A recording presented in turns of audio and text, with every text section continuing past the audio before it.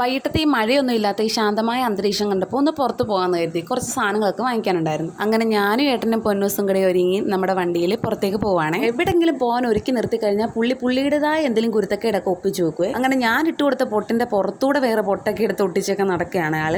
അങ്ങനെ നമ്മൾ നേരെ അടുത്തുള്ളൊരു ചന്തയിലേക്കാണ് പോയത്. അവിടുന്ന് കുറച്ച് മീനൊക്കെ വാങ്ങിക്കണമായിരുന്നു. പിന്നെ അടുക്കളയിലേക്ക് വേറെ കുറച്ച് സാധനങ്ങളും കൂടെ. തിരിച്ചു വരുന്ന വഴി നമ്മളൊരു ബേക്കറിയിൽ കയറിയേ. അവിടെ വെച്ച് നടന്ന പൊന്നൂൻ്റെ ഒരു നാഗവല്ലി വേർഷനാണ് ഇപ്പോൾ കണ്ടുകൊണ്ടിരിക്കുന്നത്. പുള്ളിക്കാർക്ക് ഇഷ്ടപ്പെട്ടതെല്ലാം എടുത്തുകൊണ്ട് വരുന്നുണ്ട്. പക്ഷെ ഇതൊന്നും വാങ്ങിയില്ല കേട്ടോ. കാരണം ഈ എടുത്തുകൊണ്ട് വരുന്ന ആവേശമൊന്നും പുള്ളിക്ക് കഴിക്കുന്ന കാര്യത്തിലില്ല. എല്ലാം ഒന്ന് പൊട്ടിക്കും, ഒന്ന് ആദ്യമൊക്കെ ഒന്ന് ടേസ്റ്റ് ചെയ്യും, പിന്നെ ബാക്കിയുള്ളതൊക്കെ അവിടെ അങ്ങ് ഇട്ടേക്കും. പിന്നെ അത് നോക്കത്തേ ഇല്ല. പൊതുവേ കുട്ടികളൊക്കെ ഇങ്ങനെയാണോ അതോ എൻ്റെ പൊന്നൂസേ ഉള്ളോ ഇങ്ങനെ? ഓറിയോ പോലൊക്കെ ഉള്ള ക്രീം ബിസ്ക്കറ്റുകളോടൊരു പ്രത്യേക ആരാധനയാണ്. അത് വേറൊന്നും കൊണ്ടല്ല, അതിങ്ങനെ ഇളക്കി അതിന് ക്രീം എടുത്ത് തിന്നാനുള്ളൊരു ത്വര മാത്രം. ഇതൊക്കെ പോയി എടുത്തുകൊണ്ട് വന്നെങ്കിലും ഏത്തയ്ക്ക മാത്രമേ വാങ്ങിയുള്ളൂ. പിന്നെ അവിടെ നിന്നും ഞങ്ങൾ വേറൊരു കടയിലേക്ക് പോയി. ഇവിടുന്ന് കുറച്ച് പലചരക്ക് ഐറ്റംസ് ഒക്കെ വേണമായിരുന്നു.